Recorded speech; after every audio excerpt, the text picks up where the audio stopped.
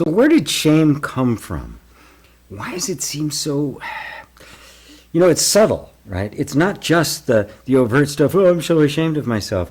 Anytime you feel as if I'm not worthy, I've got to earn it, I've got to try harder, boy, if I could only do better, that's a symptom of the undercurrent of shame, or I think a better word for it would be self-rejection.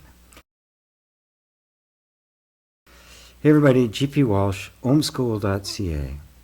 And I've decided to do this workshop on this subject of shame, but I really should be calling it Transcending Self-Rejection and Emerging into Self-Acceptance, because that's what it's actually about. Now, here's the first point to get, the first one I will be hammering home and will continue to for forever and ever, world without end, amen, and that is, it's not your fault. It's very normal for us as little children to simply submit, totally surrender to the environment, trust our caregivers that they have our best interest at heart, and just be completely naturally vulnerable and open, which we are, and completely dependent upon them.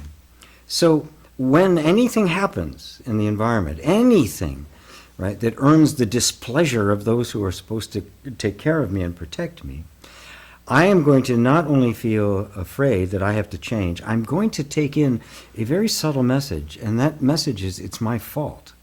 There's something wrong with me. I'm flawed or broken in some way, because if I wasn't, well, they'd love me, like they did when I was a little baby. But as we get older, and there's no other way that the child can interpret it. That's the only meaning you can give it, even if the parents don't mean it. Even if you're talking about really good parents, right? I'm not talking about the exceptionally bad ones. It's the whole range. Because whenever we earn the displeasure of our parents, we enter into this realm of, it's my fault. And because it's my fault, there's something wrong with me. Is there anything I can do about it? And there's this sense like we can't. Because in fact, you're simply being yourself. And being yourself becomes the problem you have to solve, which you can't do. It's a double bind, right? It's not safe to be me, but I can't be anything other than me, so what happens? This is where you become simply disconnected from yourself. It is the beginning of that sense of separation from yourself. It's a soul disconnect, where who I am is no longer available, and what gets laid on top of that is fear and shame. Those are the things that get laid on top. Obviously, there's something wrong with me. I am flawed. It's not just I'm unacceptable to them, but I'm actually okay. It's I'm unacceptable. Something is wrong with me. And we'll spend our entire lives trying to compensate for that, when in fact, there's nothing wrong with you. But the little kid can't see it that way. And so this assumption that there's something wrong with me and that I'm flawed gets ingrained into the nervous system as an energetic assumption, and then begins to collect layers of different kinds of ideas and assumptions and a sense of identity and behaviors around it to try to compensate and cover it up. And then you get this entire range of emotional disconnect, right? Where you can feel something's wrong, but you can't really put your finger on it. At the essence of that is what I'm calling shame, but it really is a disconnection from our own soul.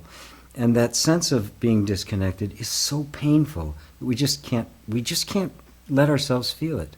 And so we try to compensate. But the truth is that it's actually not that thick a layer of stuff that you have to get through to get back to the original, pure, innocent you. As a matter of fact, it doesn't take that long to do it. It takes a while for that to become become your default state. So that so much of it is cleared away, we naturally just gravitate towards who we really are, like that, and away from all of the affectations, who we had to become in order to survive.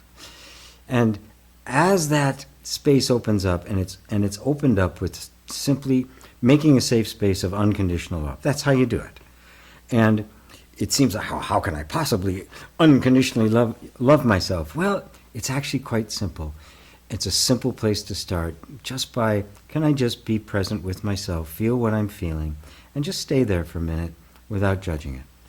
And it's hard to do at first. It's really hard to do by yourself. But in the setting of a healing event like this, with a lot of people around who are in the same situation, so you don't need to hide that much, it's actually quite easy to pierce through and get to the heart of it. So hope you'll join me.